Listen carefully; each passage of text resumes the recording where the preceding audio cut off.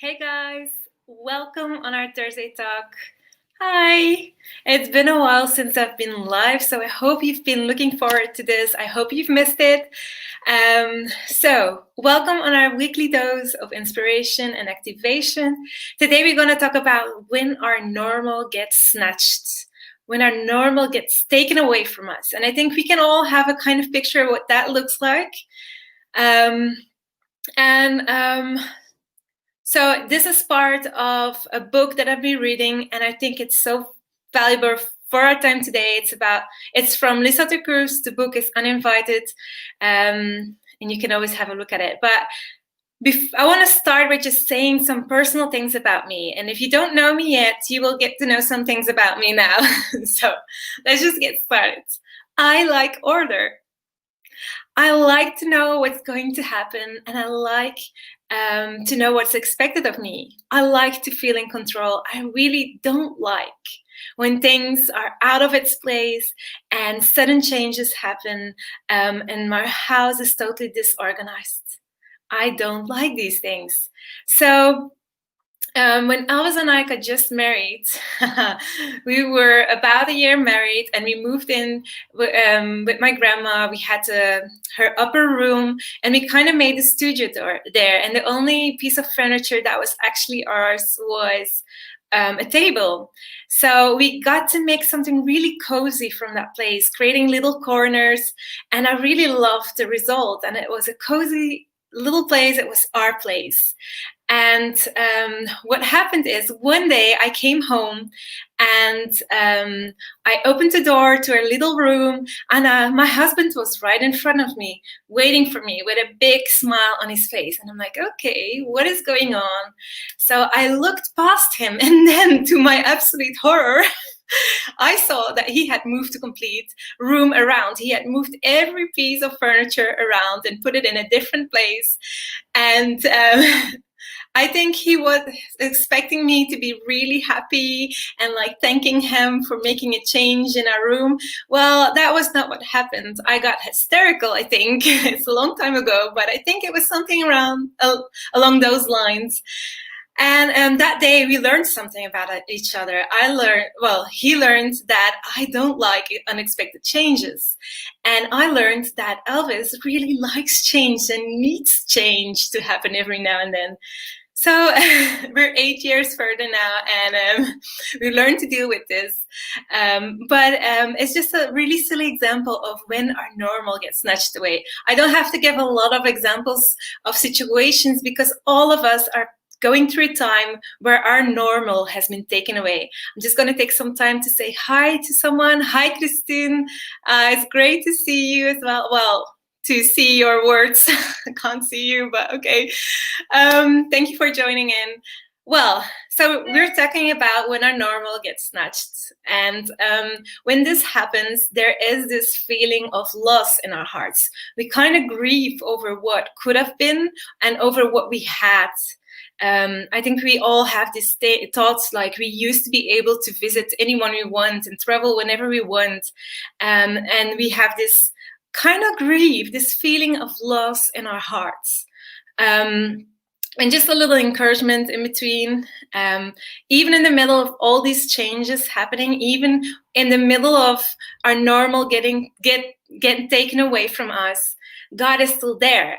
God is still here, and He is still good. And He is still good to me. He's still good to you, and He is still good at being God. Hi, Sandra. So what saves us from becoming better in a situation when we're in unexpected change, unpleasant change, in other words, is when we allow God's grace to work its process in our hearts, is when we are able to accept His grace and extend it to other people. And maybe you think, why should I extend grace to others when I just suffered loss?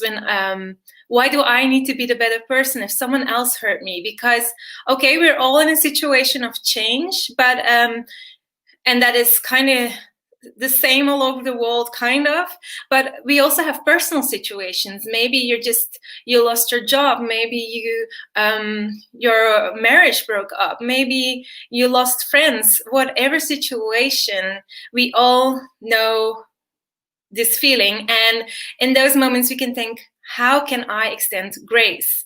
Well, the reality is that when those things happen, there are like holes in our hearts, and this creates opportunity for bitterness to grow in there. And if we don't allow those holes, those brokenness, to be filled with grace, we will end up hurting the people we love. You ever heard the expression, hurt people hurt people? Well, that's just simply that. When we live with hurt in our hearts, we end up hurting other people. And mostly it is those people we live closest by. And just saw that someone else said something. So, hi, Sandrine. Nice to have you here.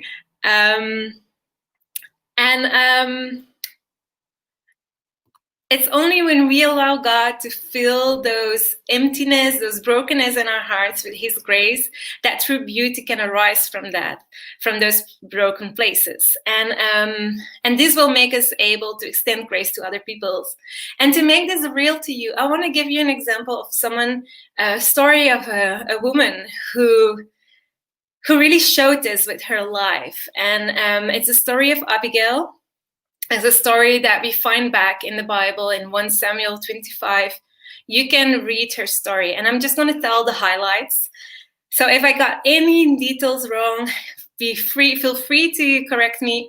But here are the highlights. So Abigail, it is written that she was a beautiful woman and an intelligent woman. And she was married to this guy called Nabal, and his name literally means fool. In that time, you've got to know that they called people, their name was really important. And it was kind of like a self-fulfilling prophecy. It was kind of telling something about the person or about the situation they got born in. So when he was given the name fool, he actually was a fool. He was actually a very cruel man. And when we read that Nabal was a very cruel husband, and he was senseless towards people. So imagine that you are married to such a person. And imagine that you are invited to the house of your friends, and you're having a nice conversation, and your husband is there just saying these rude things, insulting your host. I don't think that those people will invite you much after that. And probably Abigail lived a quite lonely, isolated life, her husband being really insensitive to her and to other people. And so she must have had brokenness in her heart. She must have suffered circumstances she didn't choose, or she had no control over the behavior of her husband. But still, when we read on, we can see that there's such a grace in her and the way she acts. So the story goes on, and there's a certain moment that David lived near that place, and he approached Nabal and asked him for food for him and his men. And Nabal, being the cruel man and senseless man that he is, insulted David. And that was, you have got to understand that David protected Nabal and his family. And he made sure that nothing of harm came to that family. So it was really rude to treat him like this. And, guys, so one insults the other gets really angry. So what does David decide? He decides, I'm just going to kill all men. And he's getting him and his men ready to go to that place and murder all the men. In the meantime, Abigail hears about this. And she is this really intelligent girl. And she decides to move quickly. She prepares food quickly, sends food ahead of her towards David to stop him. And when she arrives at David's place, she kneels down, she bows before him, and she says, all blame is on me alone be the guilt. Can you imagine that? She just suffered her whole life under the cruelty of her own husband, and she takes the blame on her when she is faced with David. And So that is a really humble posture that she's taking on. And we can learn a few things from her life. So the first thing we can learn from her life, that instead of filling those broken places in her heart with insecurity, anger, and blame shifting, she actually filled it with grace and was able to have stability in her life and extend grace to David, and even to her husband. This is not something easy to do. It is hard to live like this, but she did it. Secondly, we don't know the details of her life. We don't know what process she went through to become this humble person. We don't really know, how long it took for her heart to become that humble. But we can see that she must have allowed God to heal those broken places in her heart, so that His grace could abound in those places. Thirdly, we see that Abigail refuses to be a victim. And this is an important one. She refuses to be a victim of her circumstances.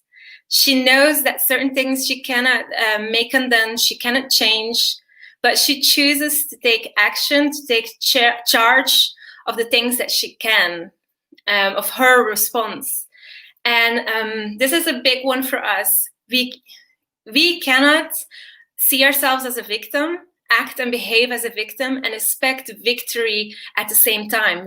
We got to choose. Either we see ourselves as victims or as victors. This is something we learn from the life of Abigail. And lastly, that I want to highlight today is that the humiliation of Abigail, of being married to a man that was named a fool, that was so cruel, secretly worked out something really good deep down in her soul. It brought forth humility. And humility is grace upon grace working within you in the broken places of your heart. So it's an encouragement. I hope the story of Abigail encourages you and inspires you that even though things may change around you and your normal is taken away and there are certain circumstances, decisions, people you can't control, but there's still a choice that you can make. You can still choose to see yourself as a victor. You can still have you can still have control over your own actions and responses in the middle of change, unpleasant change. So let me know if this encouraged you. And I want to end up with a little activation, with a little thing that you can do at home. Actually, 2 things. If you want to take this further, if you want to really work with this, then think about these 2 things. First, I want you to look at your life and to honestly assess, am I seeing myself as a victim of my circumstances? Am I seeing myself as a victim of what others have done to me? Or do I see myself as someone who lives in victory, someone who has received victory? So honestly, look at your life and assess where you are at. And this is not like making you feel guilty, but it's just being honest with ourselves. Because we cannot, I'm going to rephrase that. The way we think about ourselves can changes the outcome of our lives, really. It has a big, big impact. Secondly, the second thing that I want to ask of you, if you want to take this further, then think about 3 areas in your life in which you experience victory, that you just know that you're victorious, and write them down. And then look at 3 areas in your life where you see yourself still and feel yourself as a victim, and write those 3 down. And then you can think about what actions, what can I do, or what needs to happen for me to move from victim into victory. We all need God's grace, and we need this grace working out beautiful things in our hearts when we are broken. I spoke so fast that I'm without breath, guys. So I hope this encouraged you. And I'm just gonna have a look at what people wrote down. So Sandrine Sandrine wrote, "You can't experience victory if you live your life like a victim." Exactly. So this is not things that I invented myself. This is a talk that I did inspired by the book of Lisa Kurst, and she speaks a lot about this, and it really inspired me. And I hope this talk today inspired and activated you.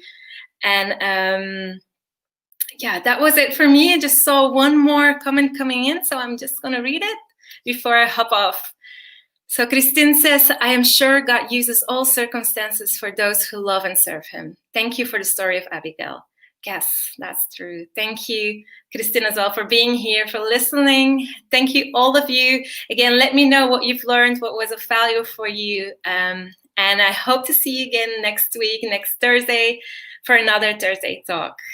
Bye-bye.